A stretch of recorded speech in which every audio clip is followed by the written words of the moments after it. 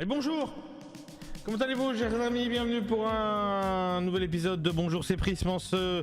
il est 10h, ça y est, il est 10h en ce lundi 23 mars. J'espère que vous allez bien. C'est pas le dernier lundi de ce mois de mars, hein. Vous allez voir qu'il y en a un prochain, tout simplement la semaine prochaine. MDR. Très content de vous retrouver pour cette 27e édition. Bonjour c'est Prisme, le gars n'est toujours pas réveillé évidemment ce matin. Ce matin, émission un petit peu pas spéciale, bon, avec les infos, vous verrez qu'elles sont spéciales évidemment. On va débriefer des municipales qui s'est passé hier, évidemment vous verrez le planning de la semaine dans quelques instants aussi. Nous irons jouer bien sûr à jouer Gaster avec le JO matin, la météo bien sûr, l'astro matin, puisque la météo, puisque c'est le printemps, ça y est, on va voir si le printemps s'installe définitivement ou pas. La recommandation et les séries aussi, bien sûr le Audimat, le à l'affiche, une nouvelle séquence à la place du tour de scène qui pour l'instant s'écarte un tout petit peu. On va tester une nouvelle séquence aujourd'hui, j'espère qu'elle va vous plaire. Et puis bien sûr on terminera avec le top 5 tout à l'heure, voilà pour cette émission qui s'annonce, je l'espère, bonne, malgré que le gars n'a pas beaucoup dormi cette nuit, ou alors en mauvaises conditions évidemment, voilà, tout simplement. Et la musique est toujours aussi longue, hein, bien sûr, le mec il oublie, il le dit chaque semaine, mais il l'oublie chaque semaine aussi de la raccourcir évidemment. Parce qu'on a déjà débriefé en fait de cette 27e édition qui commence maintenant normalement. Voilà. Bon, très content de vous retrouver en ce lundi matin, malgré que le gars n'est pas frais. C'est une semaine très chargée qui s'annonce pour moi, c'est pour ça que j'hésitais à faire cette émission, parce que voilà, je suis très occupé cette semaine et j'ai plein de choses à faire en ce moment. Donc c'est compliqué, mais on fait avec malgré tout quand même. J'espère que vous, en tout cas, vous êtes en forme. Voilà, que vous avez passé un bon week-end. Pour ma part, c'était plutôt tranquille. J'ai joué ce week-end. C'est pas si souvent. Ce soir, je n'ai pas danse. C'est pas si souvent. Euh, euh, voilà, non, c'était un week-end très tranquille. Après, là, maintenant, je vais enchaîner avec plein de week-ends bien chargés jusqu'à fin avril. J'aurai pratiquement un truc tous les week-ends. Donc ça va être chaud.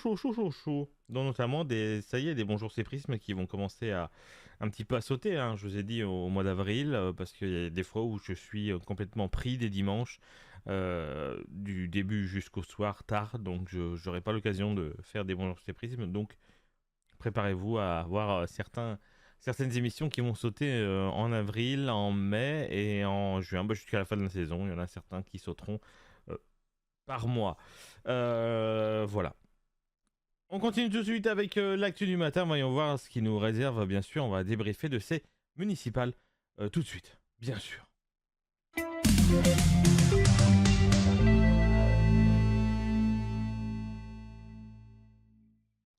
L'actu du matin, évidemment, on va débriefer des municipales de ce second tour.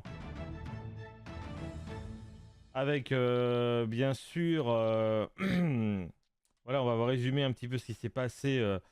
Voilà, enfin, vous avez voté hier, hein, quelques 17 millions d'électeurs étaient appelés aux urnes hier, hein, pour élire leur maire lors du second tour des élections municipales, avec un taux de participation qui a atteint les 57%, apparemment, avec dans les grandes métropoles comme Paris et Marseille, hein, qui sont restés aux mains de la gauche et des LFI, qui peuvent revendiquer des victoires comme à Roubaix, par exemple, des écologistes qui ont perdu plusieurs grandes villes comme Bordeaux ou Besançon, qui basculent au centre et à droite.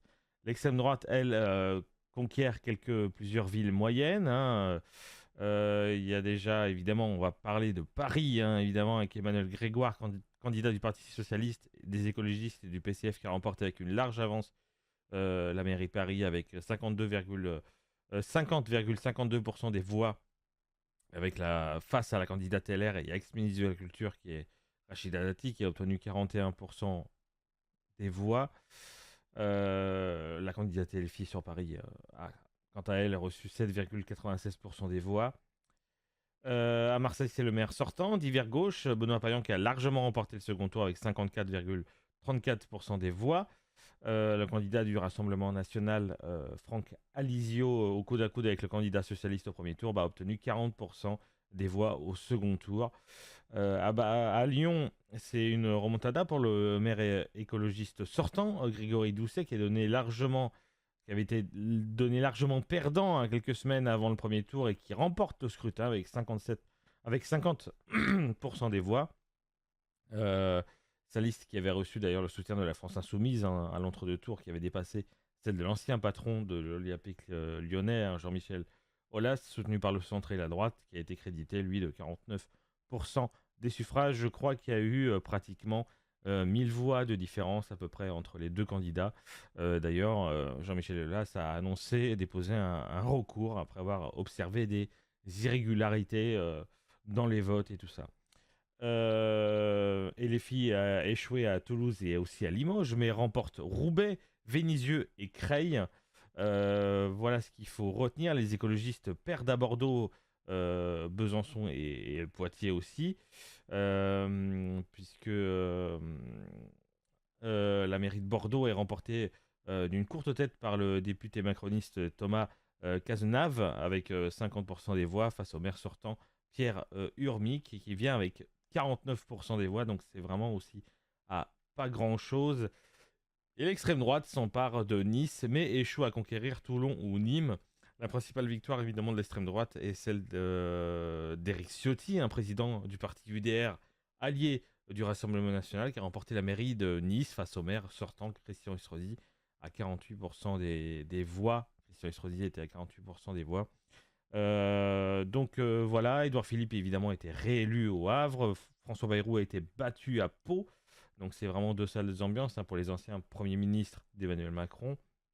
Édouard Philippe a remporté la mairie du Havre avec un troisième mandat consécutif avec 47% des voix, mais par contre c'est le coup de tonnerre évidemment à Pau, où François Bayrou a échoué à conserver la mairie face à une union de gauche hors LFI, on précise, menée par Jérôme Marbeau, qui remporte le scrutin avec 344 voix d'avance, ce qui est très très peu. Voilà. Mais ce qui reste en mémoire, on va dire, de ces municipales, c'est qu'évidemment, le taux de participation reste quand même très très faible par rapport aux précédentes éditions. Où, par exemple, en 2014, il y avait 62% de taux de participation, et en 2020, à cause du coronavirus, putain, décidément, ce matin, j'y arrive pas, avec 41% de taux de participation. Je vous rappelle que, du coup, lors de cette édition, il y a eu 57% de participation. C'est en hausse par rapport au premier tour, mais c'est quand même encore, c'est encore pas beaucoup, quoi. Deuxième information qui cette fois-ci sera plus claire, mais qui malheureusement est nécrologique. On va parler évidemment de l'actrice, réalisatrice et chroniqueuse Isabelle Mergo, qui est décédée le 20 mars à l'âge de 67 ans des suites d'un cancer contre lequel elle se battait depuis plusieurs mois. Figure populaire du paysage audiovisuel français, elle laisse derrière elle une carrière marquée par la comédie à la fois au cinéma et à la télévision, à la radio et aussi au théâtre. Née en 1958 à Paris, elle s'était d'abord fait connaître comme actrice dans les années 80 en enchaînant des seconds rôles comiques, son style notamment marqué par un léger défaut de prononciation qu'elle avait su transformer en signature contribuait à son identité artistique. Elle s'est ensuite imposée comme réalisatrice derrière la caméra avec son premier film Je vous trouve très beau, sorti en 2006, qui avait rencontré un franc succès et lui avait valu d'ailleurs le César du meilleur premier film en 2007, et elle avait poursuivi avec plusieurs réalisations confirmant sa place dans le cinéma français. C'était vraiment une artiste complète, Isabelle Mergo, qui était aussi scénariste, dramaturge et très présente à la radio et à la télévision, notamment comme sociétaire des grosses têtes sur RTL aux côtés de Laurent Ruquier.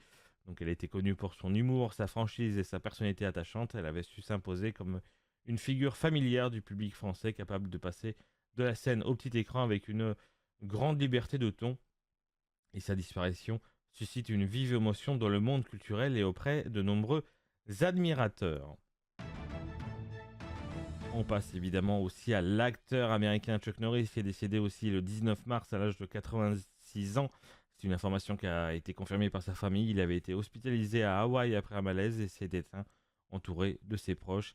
Avant sa grande carrière au cinéma, il s'était d'abord illustré comme champion de karaté dans les années 60. Sa rencontre avec Bruce Lee marque vraiment un tournant, notamment avec leur affrontement dans La Fureur du Dragon en 72, qui contribue à le faire connaître du grand public. Dans les années 80, il devient une figure incontournable du cinéma d'action avec des films comme Delta Force ou Portée disparue, incarnant des héros solitaires et déterminés. Il atteint ensuite une immense popularité à la télévision avec la série Walker Texas Ranger, diffusée pendant près de 6 ans et suivie dans le monde entier. Au fil du temps, Chuck Norris dépasse son statut d'acteur pour devenir une véritable icône culturelle, notamment grâce au Chuck Norris Fact, ces blagues devenues virales qui ont renforcé son image de héros invincible. On disait que Chuck Norris ne meurt pas, mais c'est la mort qui donne rendez-vous à Chuck Norris. C'est Chuck Norris qui donne rendez-vous à la mort. Enfin, voilà, évidemment, je veux faire une Chuck Norris Fact et puis je me gourre. Il laisse derrière lui une carrière marquante et une empreinte durable dans la culture populaire, symbole d'un certain âge d'or et cinéma d'action. Allez, autre information ce matin, c'est l'affaire visant Patrick Bruel qui a récemment pris une nouvelle ampleur avec la révélation de plusieurs accusations de violences sexuelles. Selon une enquête, il y a 8 femmes qui l'accusent de faits qui se seraient déroulés dans les années 90 et 2010. 2 plaintes ont été déposées, l'une pour agression sexuelle et tentative de viol concernant des faits présumés, putain, décidément, en 97, et l'autre pour viol lié à un événement survenu en 2012. Ces révélations ont provoqué une vague de réactions dans le milieu artistique, notamment sur les réseaux sociaux. Il y a eu la comédienne Andrea Bescon qui a pris la parole en évoquant une expérience personnelle et en dénonçant le comportement du chanteur. Son message a été largement soutenu par d'autres personnalités comme Alexandra Lamy, Anushka Delon ou encore Enora Malagré qui ont exprimé leur solidarité avec les femmes ayant témoigné. Certaines femmes affirment également avoir vécu des situations problématiques avec l'artiste, décrivant des comportements jugés déplacés ou abusifs, parfois remontant à plusieurs années. Ces témoignages s'ajoutent à d'autres accusations déjà évoquées par le passé, même si certaines enquêtes antérieures avaient déjà été classées sans suite. De son côté, Patrick Bruel conteste fermement l'ensemble des faits, et par la voix de son avocat, il affirme n'avoir jamais contraint qui que ce soit à un acte sexuel ni toute forme de violence ou de contrainte. Et à ce stade, les procédures judiciaires sont en cours et les accusations restent à être examinées par la justice. Quatrième info, on l'a appris il y a 1 heure à peu près, c'est l'ancien Premier ministre socialiste Lionel Jospin qui est décédé à l'âge de 88 ans, figure importante de la gauche française. Il a marqué la vie politique du pays pendant plusieurs décennies. Il a accédé à Matignon en 97 à la suite de la dissolution de l'Assemblée nationale par Jacques Chirac et dirige du coup le gouvernement pendant 5 ans. Son mandat reste notamment associé à des réformes structurantes comme la mise en place des 35 heures, la création de la couverture maladie universelle ou encore des mesures visant à réduire le chômage. Avant cela, il avait déjà occupé une place centrale au sein du Parti socialiste, dont il fut l'un des principaux dirigeants, et s'était imposé comme l'un des visages majeurs de la gauche française. Sa carrière est aussi marquée par l'élection présidentielle de 2002. Il a été donné favori puis éliminé dès le premier tour, devancé par Jean-Marie Le Pen. Ce choc politique a entraîné son retrait immédiat de la vie politique nationale. Discret depuis, Lionel Jospin restait néanmoins une figure respectée, symbole d'une certaine rigueur et d'un engagement politique fort, dont l'héritage continue d'influencer la gauche française. Décidément, là, ça y va, c'est l'hécatombe en ce moment-là. Et c'est dommage. Et dernière info, c'est le chroniqueur Fabien Lecoeuvre qui a été hospitalisé après une violente altercation survenue en dehors des caméras de télévision de l'émission Tout Beau Tout Neuf animée par Cyril Hanouna. Selon les informations rapportées, il aurait reçu un coup particulièrement brutal de la part de Stéphane Tapie, ce qui a suscité une vive inquiétude sur le moment. Les témoins évoquent une scène choquante au point que certains ont craint pour sa vie juste après l'impact. L'expression utilisée est très forte, plusieurs personnes présentes ont réellement pensé qu'il était mort sur le coup. Pris en charge rapidement, Fabien Lecoeuvre a été transporté à l'hôpital. Son état, bien que sérieux, pour le moment n'aurait finalement pas été engagé sur son pronostic vital. Décidément, ce matin, là, ça va pas. L'incident n'a pas eu lieu à l'antenne mais en coulisses, ce qui a renforcé l'effet de surprise autour de cette agression. Et cet événement relance les interrogations sur l'ambiance autour de l'émission et les tensions possibles entre chroniqueurs déjà régulièrement pointés du doigt par le passé. Évidemment. Et voilà l'actu du matin. C'était bien riche en infos. On est largement dépassé l'horaire, mais c'est pas grave. On dépassera bien après-midi. On n'est pas pressé de toute façon. On est bien ensemble. On passe tout de suite évidemment à la séquence du planning de la semaine qui sera un petit peu modifiée cette semaine pour des raisons évidemment de rendez-vous. Je vous ai dit, je suis chargé à bloc.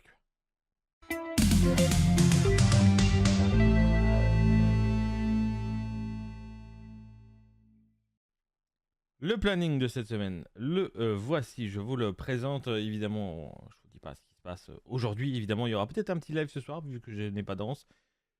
Et que j'ai un petit créneau, si je suis pas trop fatigué, peut-être qu'il y aura un live ce soir, mais je vous promets rien. Sinon, demain, on se retrouve qu'à partir de midi et demi, parce que je suis en rendez-vous avant. Voilà, donc je ne peux pas. On se retrouvera pour du Papers, Please. On en a fait la semaine dernière, on s'est toujours bien amusé, et on continuera toujours. Et sinon, à 14h, on retrouve enfin Corvus pour le retour de Corvus sur la chaîne. On fera du Challenge Interguest, bien sûr, 52e édition, et ça sera au départ de Nîmes. Ça fait plaisir, bien sûr, de rejouer avec le frérot. Mercredi, on fera du Euro Truck Simulator 2 à 11h avec un concept assez inédit. Enfin, inédit. Qui existe déjà sur YouTube et que j'ai adapté à Euro Truck. Et je vous donne du coup rendez-vous mercredi matin pour le découvrir.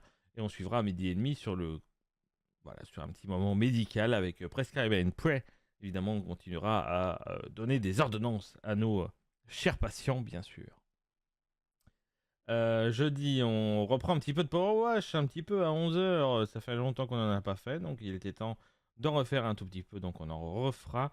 Et ensuite, à midi et demi, bien sûr, c'est Race Week cette semaine. Donc on sera au Japon à midi et demi jeudi pour le Grand Prix du Japon, tout simplement, à Suzuka, pour voir si je continue à gagner des points ou pas, bien sûr. Et vendredi, exceptionnellement, je suis tout seul, vite fait à la maison, pendant 1 à 2 heures. Donc on pourra faire au moins un petit concert vendredi matin à 11h. Et on suivra bien sûr sur la carrière d'Alex Hunter, juste après à midi, sur FIFA 17. Et évidemment, ce week-end, pas disponible du tout. Ah non, pas du tout disponible. Vraiment, journée complète chargée. Et donc voilà pour le planning de cette semaine, en espérant que j'aurai l'occasion de vous croiser certaines fois pendant certaines émissions, certains créneaux de cette semaine, bien sûr. C'est parti maintenant pour notre petite session GeoGuessr avec notre Géomatin habituel.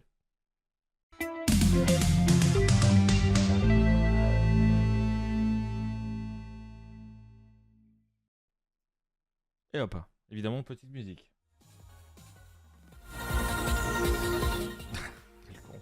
Allez, on va jouer un tout petit peu quand même. Let's go. Qu'est-ce que je fais? Voilà. Let's go. Saint-Nazaire. Allez. Ah, ça commence bien. Décidément, on a vraiment décidé de me baiser aujourd'hui. C'est pas possible. On me met des bâtons dans les roues. Et pas dans les roues, dans les bâtons, parce que là, ça fait mal. Surtout pour eux. Je sais pas. Ça m'énerve. Je ne sais pas où est-ce que nous sommes. Peut-être que... Non, ça me dit rien. C'est en plus, c'est Trignac. C'est même pas Saint-Nazaire. On doit être dans ces... Ouais, on doit être par là. Allez. Ouais, 28 mètres. On s'est fait baiser, merde. Oh bah...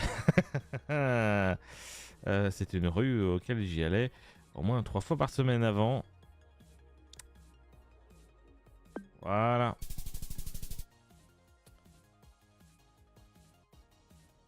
Ok.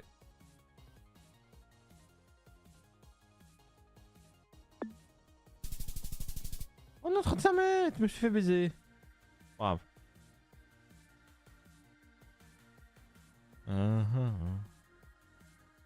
Ouais, je pense savoir. Rue des Fauvettes, au croisement avec la rue de Vincennes. On est dans la rue de Vincennes et à croisement. Oui, c'est ça. Décidément, je fais aucun 5000 pratiquement là. Pratiquement aucun. C'est pareil, ça me dit quelque chose, mais de me rappeler, de là de me rappeler où est-ce qu'on est. Oui, oui, oui, ça y est. Super U. Il est où? Le Subaru. Là. Avenue des Sports, dans l'enfoncement. Enfin 5000. Ouais, allez, on refait, hein. On refait, on refait. Ah, c'est... La salle des Landettes qui n'existe plus. Qui est en cours de démolition. Les Landettes, c'est facile. On est... La salle des Landettes est marquée là, mais elle est là. D'ailleurs, si vous allez sur sa fiche Google, c'est marqué définitivement fermé. Le nouveau bâtiment qui est là. Qui est là. Donc on doit être par là. 14 mètres, c'est bon. Et voilà, c'est là que je me fais baiser, bien sûr. Et c'est là que je me fais avoir. Non, non, non. Nose. On est là. On arrivait sur Avalix. Et là, c'est facile. On est là. Et là, on est le ruban bleu, le parkinge qui est là. 4 mètres. 25 000. C'est bon. On a eu nos 25 000 à Saint-Nazaire. On a donc l'autorisation. C'est pas comme ça que ça fonctionne, je parle. Ville de France. Allez. J'allais dire, je connais pas ce lieu, mais on n'est plus à Saint-Nazaire, connard. Crise Covid, génial. Pontarlier. Alors, ça me... je connais ce nom de ville, mais je sais plus du tout où c'est. Je ne sais plus du tout où c'est. Toute direction, bien sûr. Ah, évidemment. Morteau, Montbenoît. Je sais pas du tout. Ça ne me dit rien.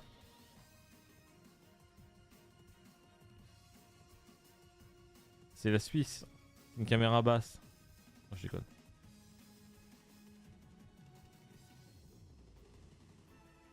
Ouh, je sens que je vais me faire baiser par la France aujourd'hui. « 25 ». Le 25, c'est le Doubs. Pontarlier. Ville d'arrivée. Ouais, c'est le Doubs. Ah, le Doubs, c'est le trou du cul du monde.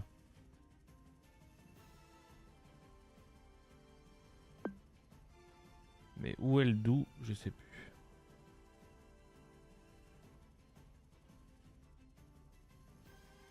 Je sais plus. Faites chier là, McDo avec vos pubs là.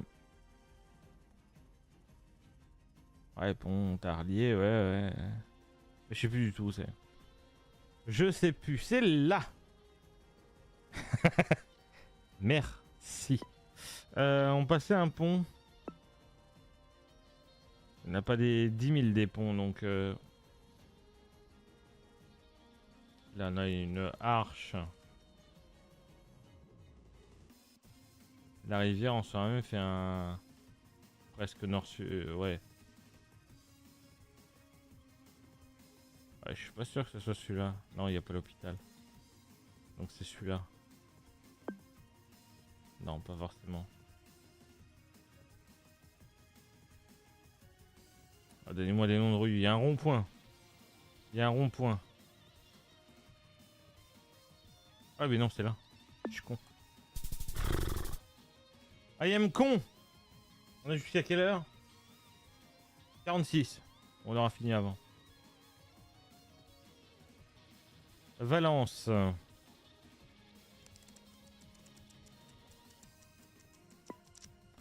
Hop.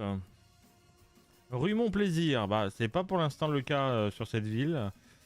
Ou sur cette map. Ou sur cette émission d'ailleurs, pour l'instant. C'est pas Mon Plaisir. Valence Centre vers mon nord. La rue Mon Plaisir et la rue de Chabreuil. Vers mon nord, du coup. La rue Montplaisir. Chabeuil. Avenue de Chabeuil. Je suis au croisement avec... Avenue de Chabeuil. Je suis dessus. Et là, je suis au croisement avec la rue de Montplaisir. Ah, le Montplaisir. Ouais, on est presque là en fait. 13 mètres, ça passe. Ouh, joli. Musée départemental breton. Ah, oui. Ça me dit quelque chose. C'est un point que j'ai déjà eu, ça. Départemental breton. J'ai une petite idée. Je crois que c'est Quimper. C'est la cathédrale de Quimper, je crois. Ouais, c'est la place de... Oui, non. Non, c'est Quimper. C'est ça. Cathédrale Saint-Corentin, musée départemental breton. Donc on doit être par là. 6 mètres. Hop, merci. Oula, il y a des briques rouges. On est dans le nord. Rue Baudré. Le tome type. C'est quoi ton tome type d'homme? Allez, je sors. 03, ça confirme bien qu'on est déjà dans le nord. J'aimerais bien avoir une indicative de ville, peut-être, au bout d'un moment. De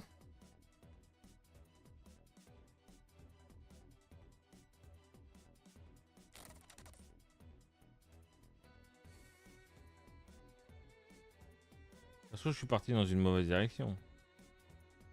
C'est même fort probable. Mairie, tout droit. On va aller vers la mairie. Il y aura peut-être des infos.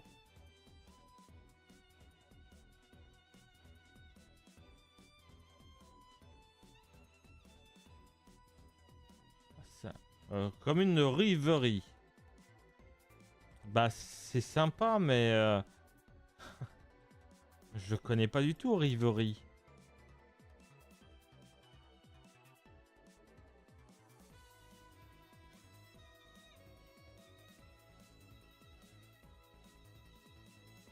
Amiens Riverie. Alors. Riverie. Voilà.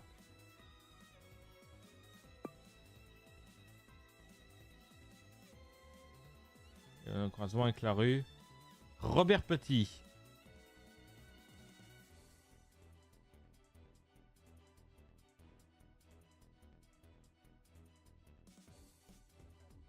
Ah, le tome type. Voilà, Robert Petit. Voilà. Dernier point. Et on en aura fini. Et on aura récupéré le temps. Libourne. Pareil, ça me dit quelque chose, mais... c'est pas par là, Libourne. Hop. Voilà.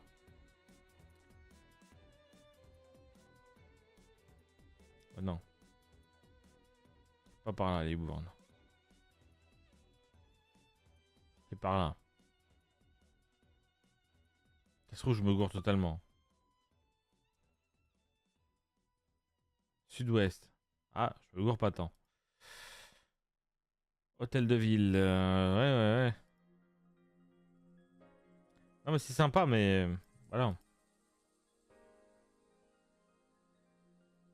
Très joli, hein, Libourne, mais... ah, il y a quand même des... Est-ce que c'est ce que je pensais? C'est pas en aglo... Non, c'est pas en aglo de... Non, bah non. C'est là. Je me disais bien que c'était pas loin de Bordeaux, quand même. On était dans la rue Jules Ferry.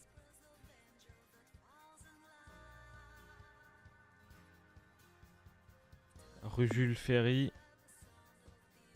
Là, on est là actuellement. Donc, on n'a plus qu'à descendre. Nos croisements avec la rue des Chais. On doit être par là. Allez. 4 mètres, 25 000. Parfait. Excellent. Hop, merci mon con, Jean Gasseur. On pense une petite session Géo matin. En fin de compte, on s'est pas tant fait baiser que ça. Et heureusement. Bref. On continue tout de suite avec la météo. Voyons voir si cette première semaine sous officiellement le signe du printemps va être belle ou pas.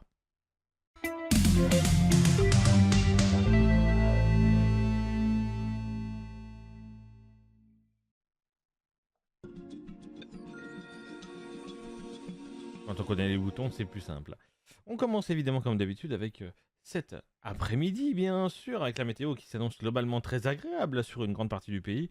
On y retrouve bien sûr un temps largement ensoleillé, hein, du sud-ouest jusqu'au pourtour méditerranéen, avec des températures particulièrement douces, hein, jusqu'à 18 degrés dans le sud-ouest et du 16 à 17 degrés près de la Méditerranée. Sur une bonne moitié nord, le soleil domine également, avec quelques voiles nuageux et passages nuageux, notamment dans les Pays de Loire, le centre et le Grand Est aussi également, avec des températures qui restent douces, hein, pour la saison, souvent entre du 14 et du 16 degrés. Petit bémol évidemment pour le nord-est, où le ciel reste un tout petit peu chargé avec un risque d'averse et des températures un peu plus fraîches autour des 13 degrés. Mais bon, là c'est la seule pluie en fin de compte qui est sur la carte, c'est pour du Belfort, hein. Bon, non plus, c'est pas... Voilà. C'est un tout petit... c'est... Voilà, enfin bref, en résumé, c'est une après-midi quand même assez lumineuse et douce, hein, et printanière, avec juste quelques nuages au nord-est, et pour rappeler qu'on n'est pas encore en plein été. Et oui. Et la météo de demain, évidemment, la météo reste dans la continuité, dans une ambiance globalement douce et assez lumineuse, hein, sur l'ensemble du pays, avec sur une large moitié sud le soleil qui s'imposera, hein, très facilement, notamment du sud-ouest jusqu'au pourtour méditerranéen encore, une fois, avec des températures encore très agréables et souvent comprises entre des 16 à 19 degrés, voire localement 19 degrés dans le sud-ouest. Plus au nord, le ciel sera un peu plus partagé avec les éclaircies, des nuages passageux, parfois accompagnés. Passageux, ouais. Des nuages nuageux, parfois accompagnés de quelques voiles.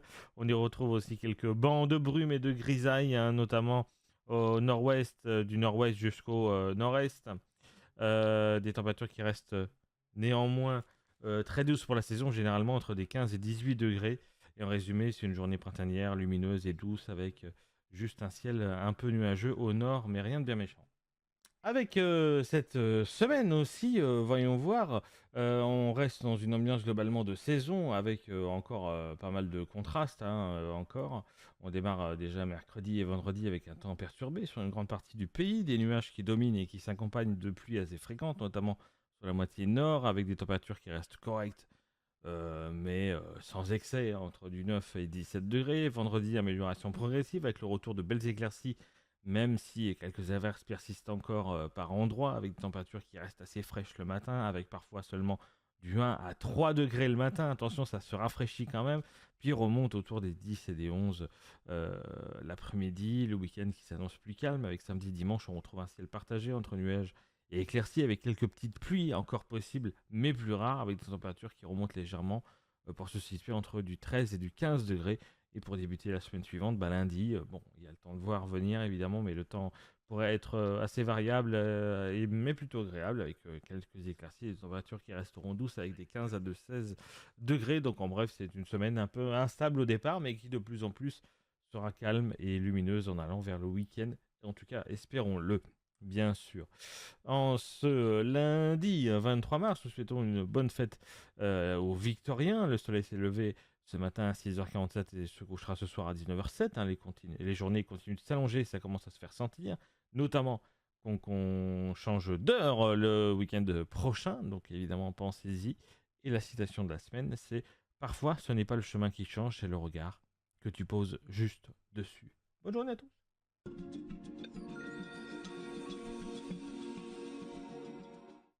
Et voilà pour cette belle météo, hein, voilà, il fait beau, ça fait plaisir. Il fait chaud même un peu, et c'est assez cool. Pas trop chaud, mais assez chaud pour se sentir agréable, et ça fait plaisir. Voilà. On y va pour l'astro matin. Voyons voir ce que les astres nous réservent pour cette première semaine de printemps.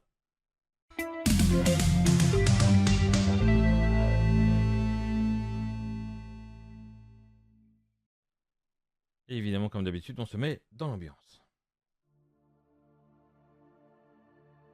On commence bien sûr avec les béliers. Vous avez l'énergie d'un café serré, mais vers 23 heures uniquement. Donc c'est pas terrible. Le reste du temps, vous êtes un peu en mode mise à jour en cours, mais 2% depuis mardi.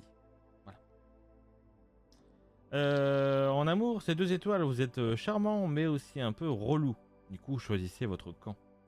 Côté travail, c'est 3 étoiles. Vous faites le job sans pression, comme quelqu'un qui clique sur j'accepte les cookies sans lire. Et pour la santé, c'est 2 étoiles. Fatigue plus flemme égale combo dangereux.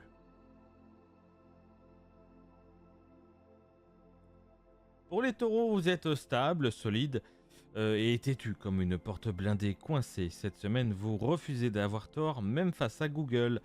En amour, c'est 3 étoiles, ça roule. Vous évitez de transformer chaque débat en guerre mondiale. Côté travail, c'est 4 étoiles, efficace, lent, mais efficace, comme Windows Vista. Et pour la santé, c'est 3 étoiles, rien de grave, mais votre corps aimerait bien que vous arrêtiez les petits plaisirs tous les jours. Et merde. Pour les Gémeaux, vous avez 12 idées à la minute, mais aucune n'ira au bout. Mais vous en parlez comme si vous étiez Elon Musk, mais version Wish. Voilà. En amour, c'est 2 étoiles, vous parlez beaucoup trop d'ailleurs. Donc laissez respirer les gens. En travail, c'est 2 étoiles, vous commencez tout, vous finissez rien. Même votre café d'ailleurs reste à moitié plein ou à moitié vide, tout dépend comment vous voyez votre tasse, bien sûr. Et pour la santé, c'est 3 étoiles, mental assez agité, corps perdu, calmez-vous, vous n'êtes pas en solde les Gémeaux. Pour les cancers, vous êtes dans une vibe je ressens tout, même les choses qui n'existent pas. Résultat, vous dramatisez une situation qui n'était rien à la base. En amour, c'est 3 étoiles, vous êtes sensible, touchant, mais un peu lourd émotionnellement. Côté travail, c'est 3 étoiles, correct, mais vous prenez tout trop à cœur, même un mail banal vous blesse. Et pour la santé, c'est 2 étoiles, morale en dents de scie. Un jour, vous êtes Beyoncé et le lendemain, vous êtes une chips molle.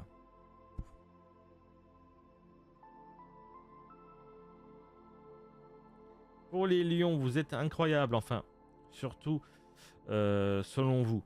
Et cette semaine, votre ego prend toute la place, même dans une pièce vide. En amour, c'est 4 étoiles, charisme au top, mais pensez à écouter l'autre et pas juste votre propre voix. Voilà, pour le travail, pardon, 3 étoiles, bon leader, mais parfois insupportable, parce que oui, on vous regarde. Et pour la santé, c'est 3 étoiles, globalement ok, mais le stress vous fait vriller plus vite qu'un vieux modem. Pardon. Pour les vierges, cette fois-ci, vous analysez tout, absolument tout, même pourquoi votre grippin respire bizarrement. Déjà, c'est bizarre qu'un grippin respire. Mais bref, en amour, c'est 2 étoiles, vous cherchez la perfection. Spoiler, elle n'existe pas, et vous non plus. Pour le travail, c'est 4 étoiles, vous êtes précis, carré, efficace, vous êtes la personne que tout le monde appelle, mais sans vous remercier globalement. Et pour la santé, c'est 3 étoiles, stress latent, vous êtes à 2 respirations d'un excel mental permanent.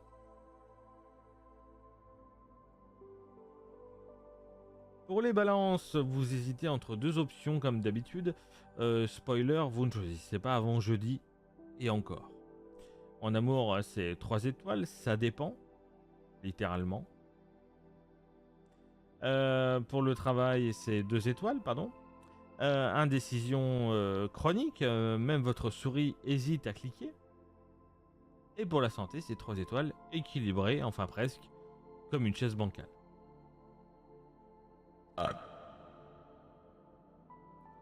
Pour les scorpions, vous êtes intense, très intense, trop intense. Même votre regard met mal à l'aise le micro-ondes. Côté amour, c'est 4 étoiles, passion, désir et un soupçon de jalousie toxique, le cocktail parfait. Pour le travail, c'est 3 étoiles, efficace, mais méfiez-vous de votre côté, je fais tout seul parce que vous êtes nul. Voilà. Et pour la santé, c'est 2 étoiles, nerf à vif, vous êtes à 2 doigts d'engueuler un objet. J'adore cette citation. Pour les Sagittaires, vous avez envie de liberté cette semaine, d'aventure et même de partir loin même si c'est juste pour éviter vos responsabilités. En amour, c'est 2 étoiles, vous fuyez un peu. Bon, ok, beaucoup. Pour le travail, c'est 3 étoiles, vous faites le minimum syndical et encore, seulement les bons jours.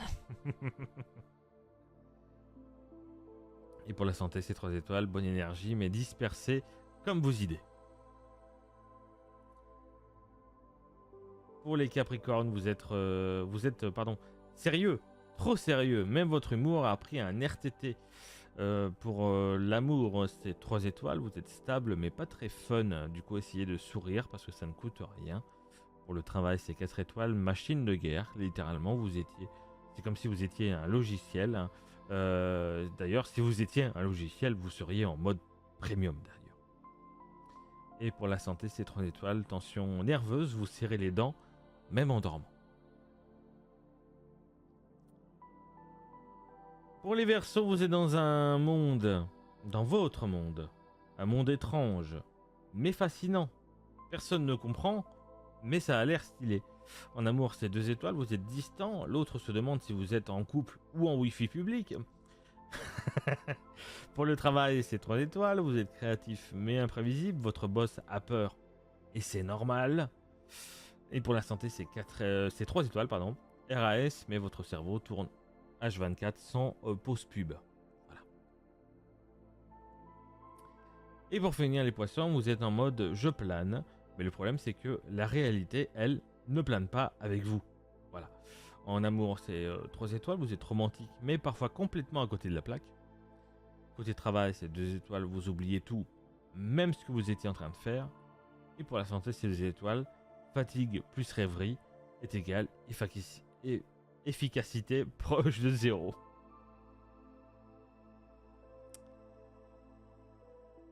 Et voilà pour l'horoscope de la semaine avec quelques bafouillages comme d'habitude en espérant que les astres vous réservent de bonnes choses cette semaine, bien sûr. On continue tout de suite avec une séquence que vous aimez toujours autant, bien sûr, c'est la recommandation télé et série, bien sûr.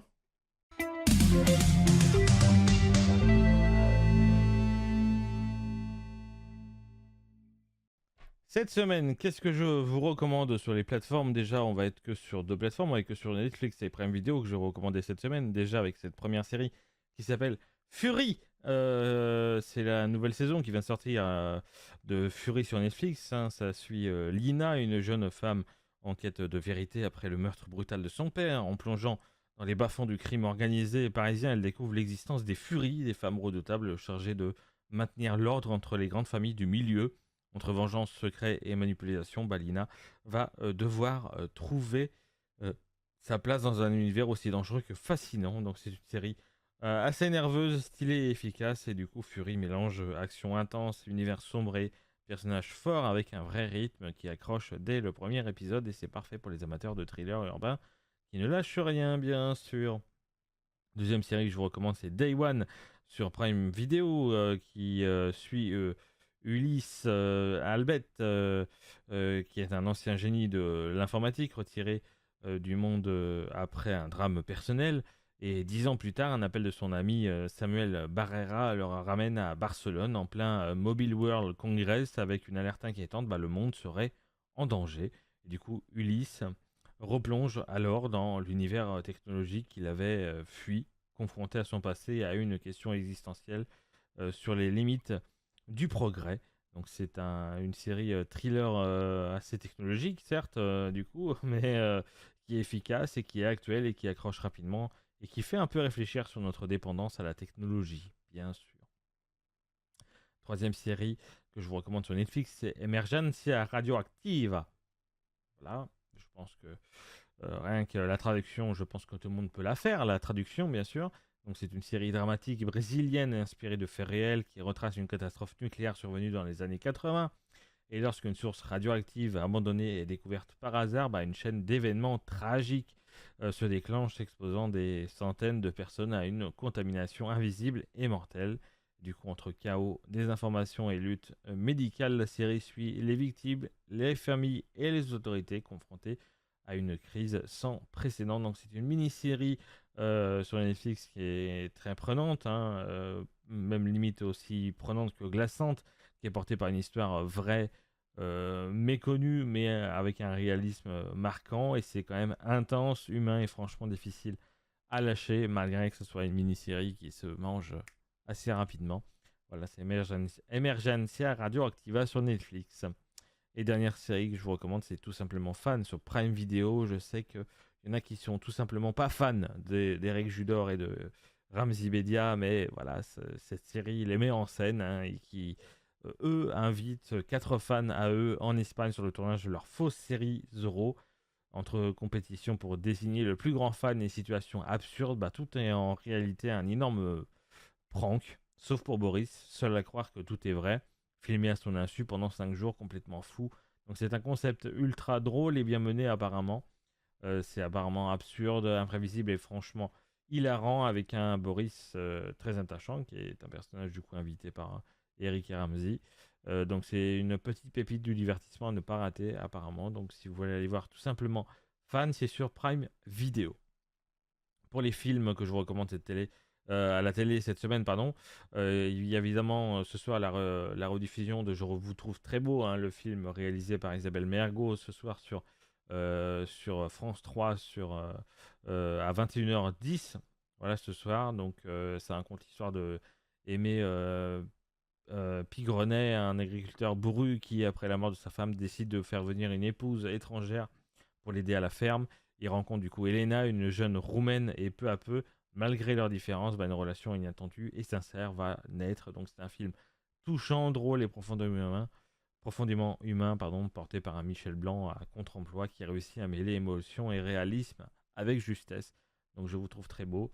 C'est ce soir à 21h10 sur France 3. Demain sur Arte, je vous recommande le film Le coup du parapluie. C'est pas demain, c'est mercredi, pardon, à 21h. Dans ce film-là, c'est Pierre Richard qui incarne Grégoire Lecomte, un comédien raté qui décroche enfin un rôle, sauf qu'il ne comprend pas qu'il a en réalité été engagé par des mafieux pour assassiner quelqu'un avec un parapluie empoisonné. Il est persuadé de tourner un film, alors il se retrouve plongé malgré lui dans une véritable mission criminelle, multipliant les maladresses et les situations absurdes. Évidemment, Pierre Richard, évidemment. Comédie culte, hein, au rythme bien sûr implacable, hein, porté par le génie burlesque de Pierre Richard, un drôle, absurde et toujours aussi efficace aujourd'hui. Et c'est Le coup du parapluie, et c'est mercredi soir à 21h sur Arte. Troisième film que je vous recommande, c'est Barbie, le classique Barbie. Voilà, c'est jeudi à 21h25 sur TMC. C'est évidemment la célèbre poupée incarnée par Margot Robbie qui mène une vie parfaite à Barbieland, un monde idéal où tout semble lisse et joyeux, mais lorsqu'elle commence à se poser des questions existentielles et à ressentir des imperfections, elle est poussée à quitter cet univers pour découvrir le monde réel, accompagnée de Ken, joué par Ryan Gosling, et ce voyage va bouleverser leur vision du monde et d'eux-mêmes. Donc bien sûr, c'est un film aussi drôle que malin, porté par la réalisation inventive de Greta Gerwig. Hein. C'est un film qui surprend en mêlant comédie pop et réflexion moderne, tout en restant ultra divertissant. Donc c'est Barbie, et c'est jeudi soir sur TMC. Et le dernier film de cette semaine que je vous recommande, c'est L'Homme du Train. C'est vendredi soir à 21h05 sur France 5. Beaucoup de 5 là-dedans. On est dans une petite ville tranquille et l'homme du train suit la rencontre improbable entre deux hommes que tout oppose un mystérieux braqueur de passage et un ancien professeur à la retraite. Et en quelques jours, une étrange complicité naît entre eux, et chacun envieux de la vie de l'autre, jusqu'à l'approche d'un braquage qui pourrait tout faire basculer. Donc c'est un film à la fois simple et profondément humain, porté par un duo d'acteurs exceptionnels, évidemment, hein, Jean Rochefort et Johnny Hallyday. Calme en apparence, mais quand même captivant dans ses émotions et ses réflexions sur les choix de la vie, tout simplement. Donc c'est à découvrir ou à redécouvrir absolument, L'Homme du Train, vendredi soir sur France 5. Voilà tout ce que je vous recommande de regarder cette semaine. Je pense que vous avez assez de choses à voir, bien sûr. On continue tout de suite avec la séquence Audimat. Voyons voir si vous étiez devant votre télé la semaine dernière ou pas.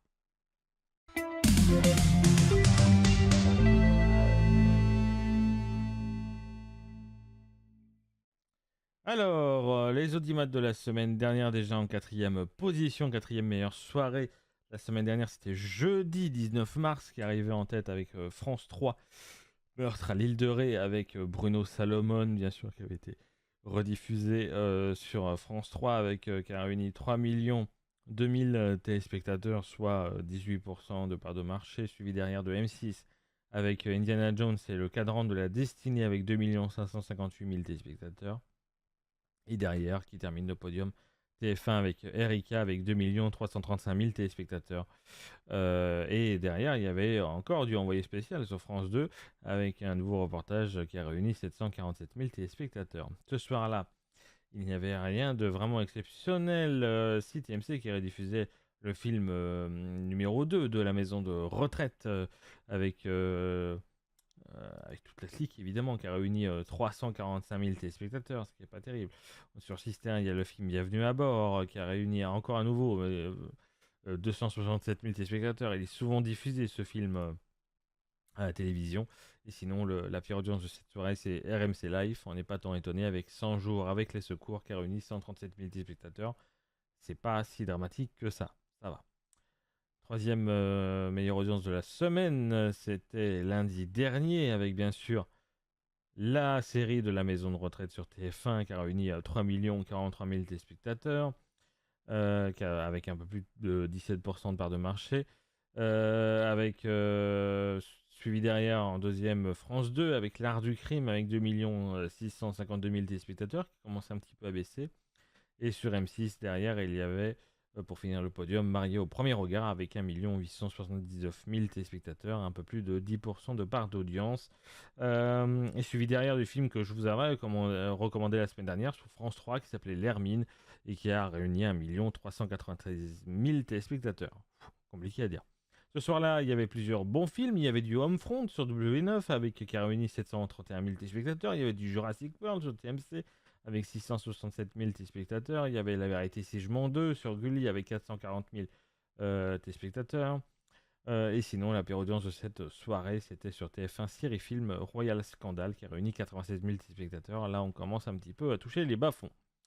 Deuxième meilleure soirée de la semaine, c'était samedi soir évidemment avec The Voice qui a réuni 3 78 000 téléspectateurs avec pas loin de 20% de part d'audience, suivi derrière sur France 3 de Cassandre, on en avait déjà parlé aussi avec 2 718 000 téléspectateurs qui commencent un petit peu à baisser aussi. Et sur France 2, il y avait le quiz des champions qui a réuni 1 691 000 téléspectateurs avec 12% de part d'audience. Et derrière, quand même, en quatrième position, encore du million avec sur France 5 et un nouvel épisode d'Échappée Belle avec 1 26 000 téléspectateurs. Voilà quand même quelque chose sur TMC. Ce soir-là, ils avaient bouleversé leur programme pour diffuser exceptionnellement des épisodes de Walker Texas Ranger qui a quand même réuni 267 000 téléspectateurs. C'est quand même pas mal pour des épisodes que normalement on a déjà revus et revus pendant des années à la télévision. Évidemment, les gens ont été nostalgiques ce soir-là. Et sinon, la pire audience, c'était sur C-Star, un au cœur de l'enquête, certainement encore une multiple rediffusion qui a réuni 120 000 téléspectateurs. C'est quand même encore, ça va, ça va. Et la meilleure soirée de la semaine dernière, c'était sur France 3 et c'était mardi.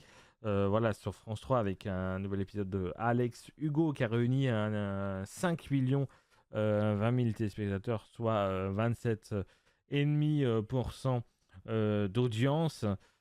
Suivi derrière sur TF1, bien sûr, de Koh-Lanta, Les Reliques du Destin, avec 2 387 000 téléspectateurs.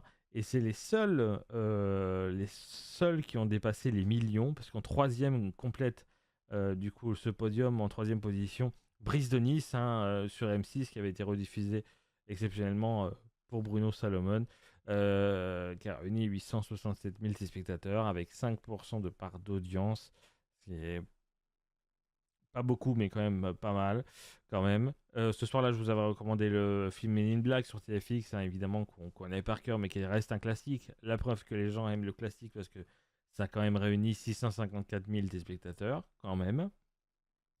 Et sinon, la pire audience de ce soir-là, c'était encore C-Star avec du 100 jours avec les secours en hélicoptère qui a réuni 152 000 téléspectateurs. C'est pas trop mal encore.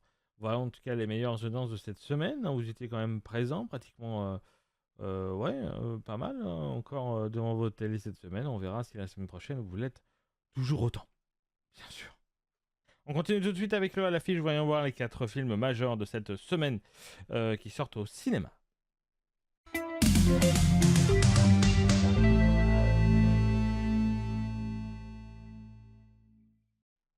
On commence avec le film qui s'appelle Ceux qui comptent. C'est une comédie dramatique avec Sandrine Kiberlin, Pierre Lotin, par exemple, et Louise Labec aussi.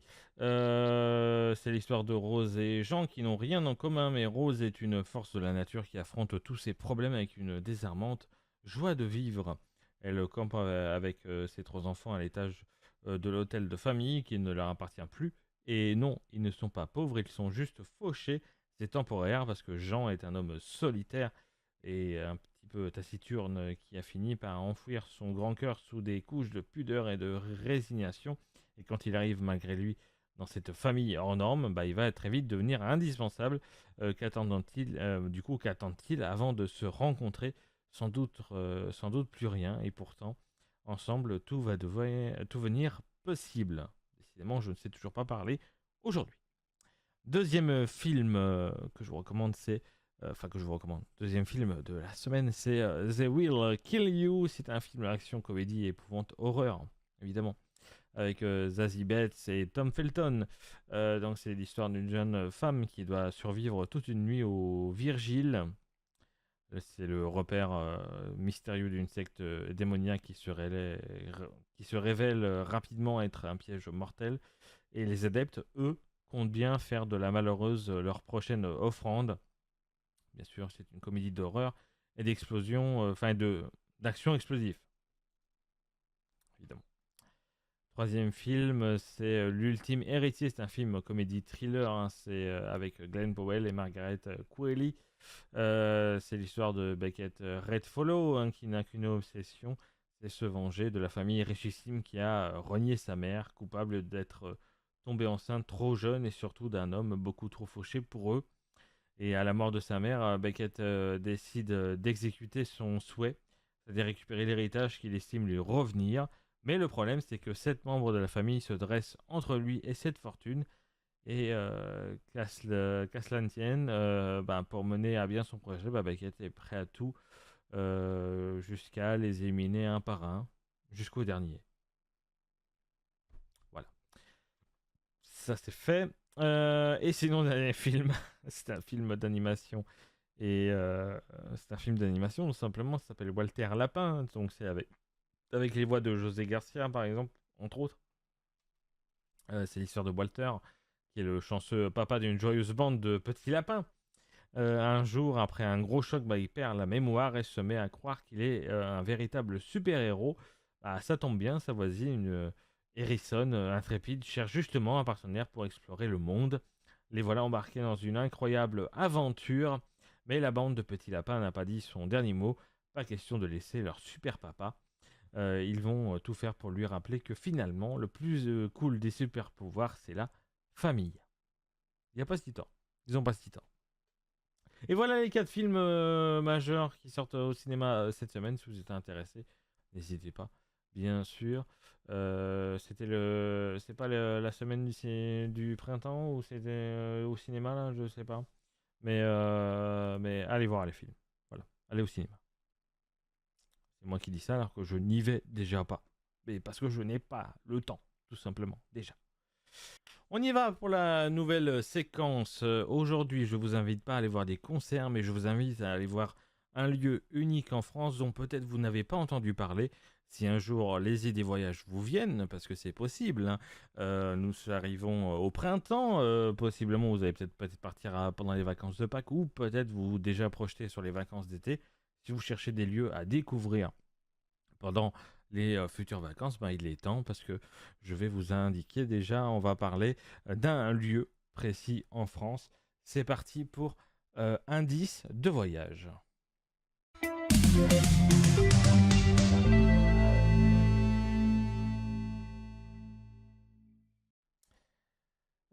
Vous savez, il y a des endroits en France où, dès les premières secondes, on se demande si on est vraiment au bon endroit.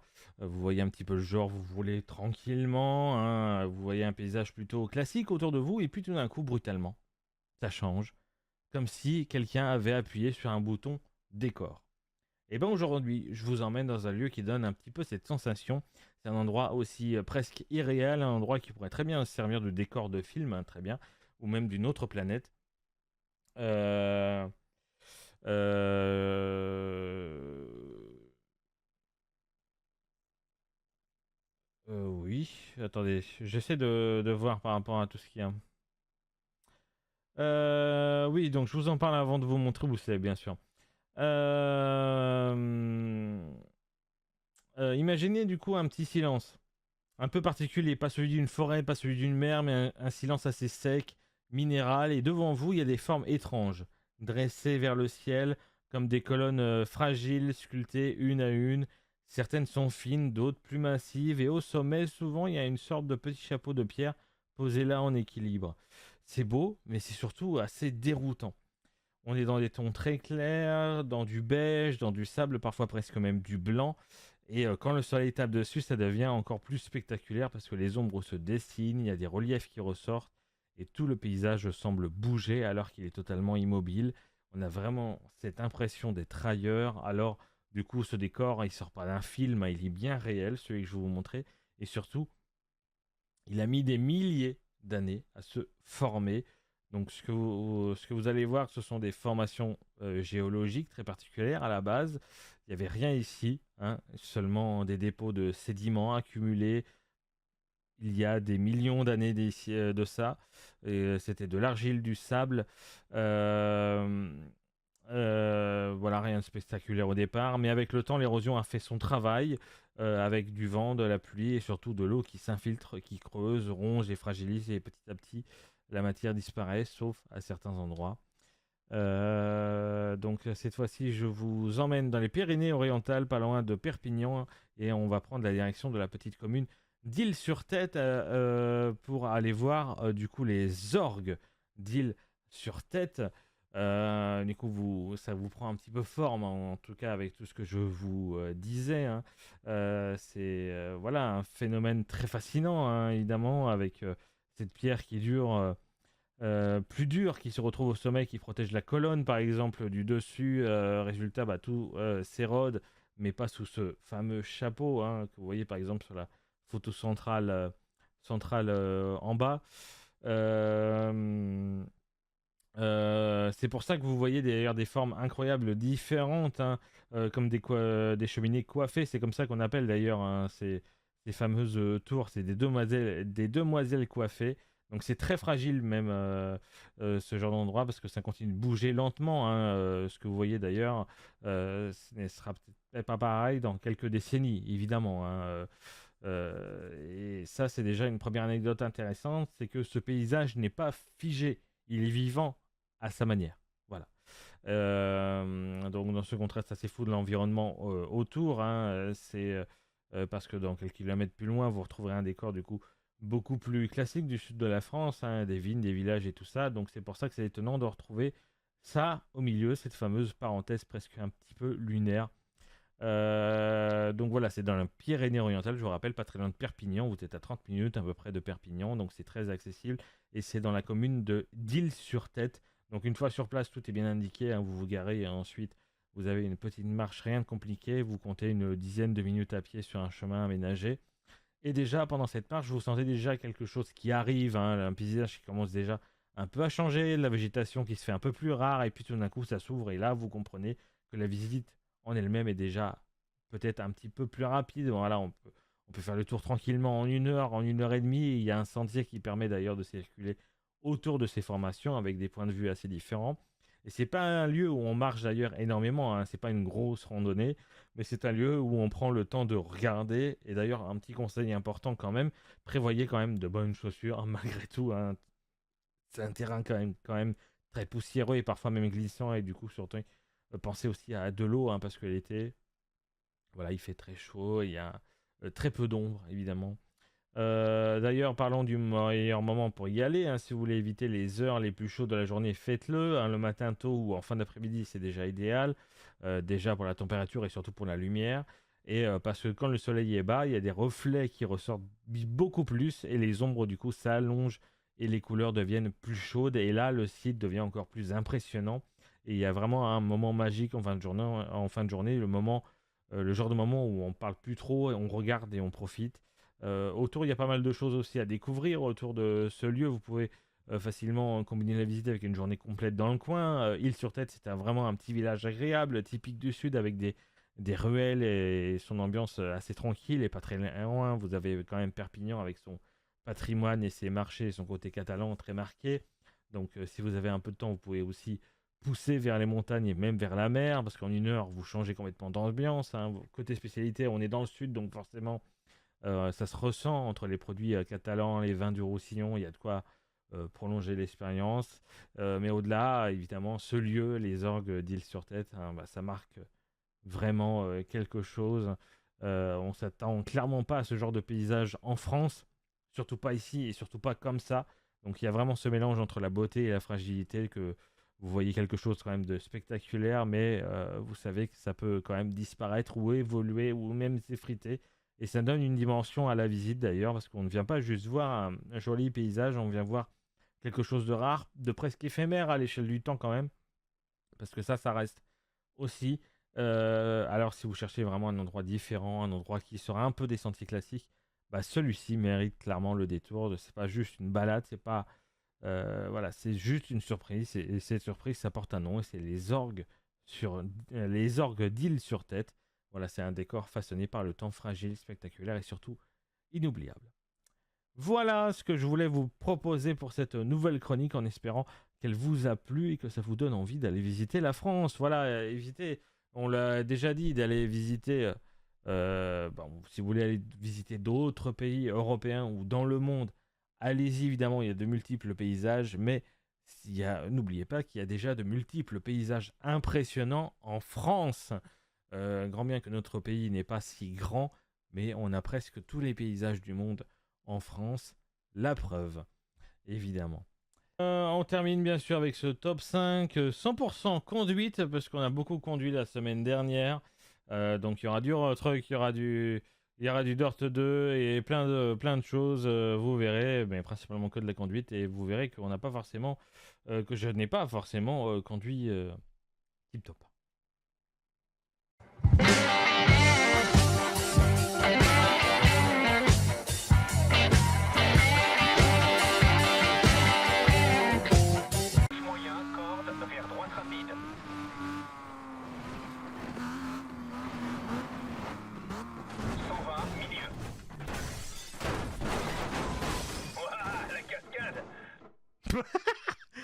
Et là, on fait multiples tonneaux.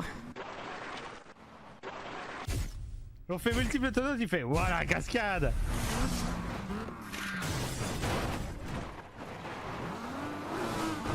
Ah, je suis baisé en fait.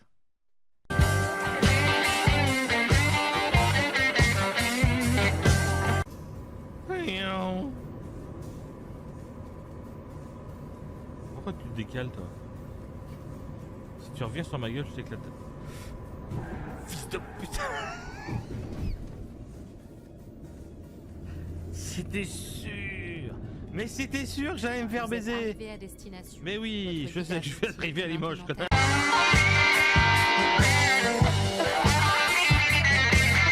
mais vous faites chier. C'est pas moi l'organisateur, allez parler à Bishop. Moi je suis participant. Hein. C'est légal quand même, mais... Voilà, vous allez faire perdre les flics là. En Angleterre.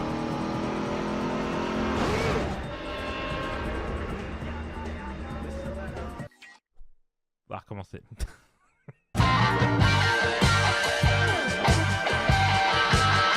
Speed 60. Droite léger, arrivée.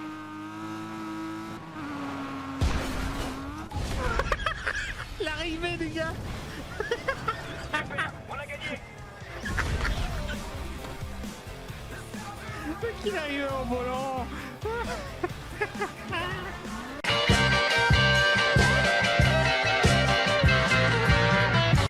Au rond-point, prenez la première sortie. Sans problème. Sortez maintenant. Réorientation. Bonjour. Au rond-point. Ça va? Prenez la 4e sortie. On peut s'amuser ici.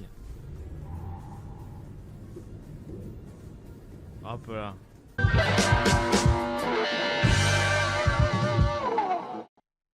Et voilà. Bon, c'est pas toujours fameux, mais on a toujours essayé de faire au mieux quand même.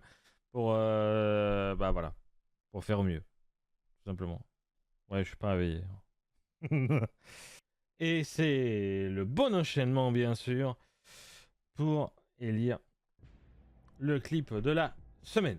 Je vous rappelle qu'on a diffusé en premier Madonna avec Hung Up, suivi derrière de Richard Gottener avec Les Moutons, Barbara Pravi avec Qui j'étais, Les Marins d'Iroise avec Santiano, Squeezie et Joyka avec Bye Bye, Céline Dion avec I'm Alive, Jeanne avec Respire Fort, bah non, Jeanne, non, déjà élue, Joan Jett, déjà élue, Marguerite, Les filles et meufs, je crois pas qu'elle a été élue encore, Marguerite, ou encore bien sûr Johnny Hallyday, mais ça je n'y crois pas. Cette semaine, pas mal de bonnes choses de diffuser malgré tout, pas beaucoup d'inédits, mais déjà des choses qu'on a déjà diffusées. Mais je pense que je vais partir sur le clip de Barbara Pravi avec Qui j'étais. Et d'habitude, je prépare, mais vu que là, j'étais en pleine réflexion, je pouvais pas forcément choisir, effectivement. Voilà. Je peux pas choisir le... Non, d'accord. Ils n'ont pas été encore synchronisés avec le titre, d'accord. Bon, vers la fin, c'est mieux. Voilà.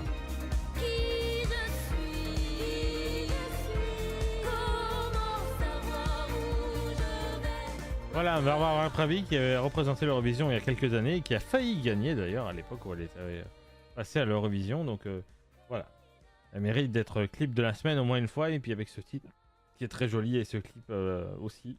Donc voilà, tout simplement. Merci à vous de m'avoir suivi pour cette nouvelle édition de Bonjour c'est Prisme qui était un petit peu chaoteuse mais tout aussi sympathique en espérant que la nouvelle chronique Indice de voyage vous a plu. J'attends vos retours avec impatience bien sûr. Et puis quant à moi je vous donne rendez-vous la semaine prochaine dans un état aussi chaotique parce que j'aurais passé aussi un dimanche aussi chargé, mais on essaiera de produire quand même comme chaque semaine une émission qualitative, pas ultra pro hein, parce qu'on n'est pas à la télévision ici, mais en tout cas qualitative à mes moyens. Je vous souhaite à tous un très bon lundi, une très bonne semaine et puis je vous dis à la semaine prochaine pour une nouvelle édition de Bonjour c'est Prisme. Des bisous.